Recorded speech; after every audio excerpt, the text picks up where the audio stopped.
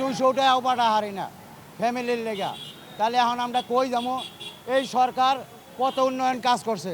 আপনি এই 4 লাইন যদি না করতো, 4টা রোড, টাঙ্গাইলের রোড, ময়মনসিংহ রোড, আপনি চিটাং রোড, মাওয়া রোড, এই পদ্মা সেতু, এই যে মেট্রো রেল, এইগুলো যদি না করতো, তাহলে মনে করেন এই ঢাকা শহরে বাইরের লোক 10 দিন লাগতো ঢুকতি আর 10 দিন লাগতো বাইরে হইতি। এটা যদি আমি মিছা করে থাকি, আপনি ভালো ভালো জ্ঞানী লোক আছে তা করে প্রশ্ন করে দেখেন গা, বুঝছেন? এখন যে পরিস্থিতি, এখন মনে করেন যে জানি বাঁচান দুসাদ ডাল বাতি খাওয়ারই না। এখন যে পরিস্থিতি আছে, নাই ব্যবসা বাণিজ্য, নাই কোনো কিচ্ছু।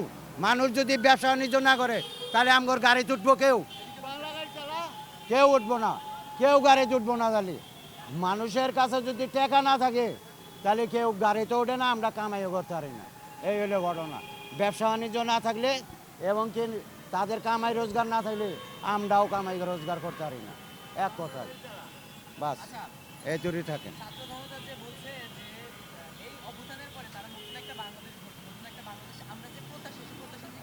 তারা যদি বালা করতে পারে তাহলে করুক।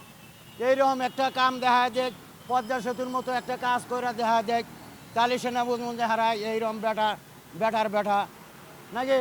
হাসিনা যে না করছে, আর একটা কাম দেখা যায় এই সরকার এই দেখা যায় কইরা।